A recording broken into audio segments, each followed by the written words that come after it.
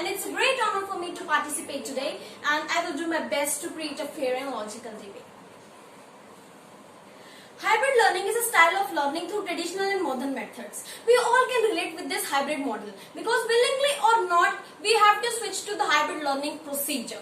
When the schools got shut down, this was the only flexible method by which we all tried to get back our lives back to track.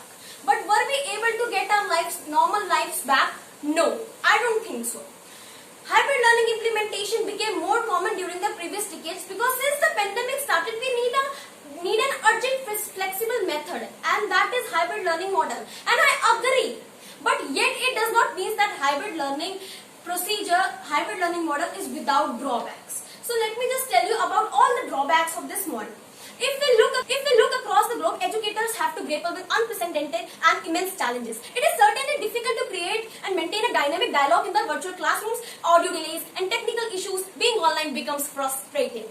Distractions everywhere, technical issues, procrastination, poor reading and writing skills is injecting in students while they are through hybrid learning procedure. This hybrid learning procedure does not allow our introvert child to open up and ask her queries. Vulgarism can be seen in some cases. A child going through a hybrid learning procedure lacks in physical, mental and interactive environment. Students from rural areas does not get any education opportunities because of lack of resources. In India, people are relying on strong internet connections, computers or smartphone in order to cope up with normal routine with online facilities. But unfortunately, students in rural areas are denied the newest devices and levels of accessibility to online content that urban Indians enjoy daily.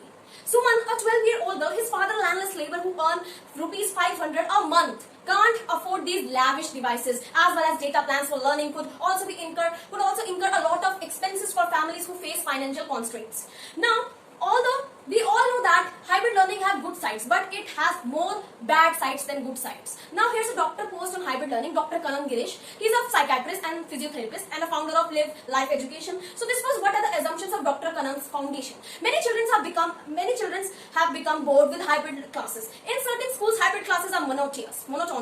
Hence, what these students are doing is switching off the cameras and doing other activities. Hence, what these students are doing, it's like the time pass for them. Not only mental health, but they are also facing some health problems such as eye strain, headaches, fatigue from watching screens for hours and hours. Besides, sports and extracurricular activities have also been stopped.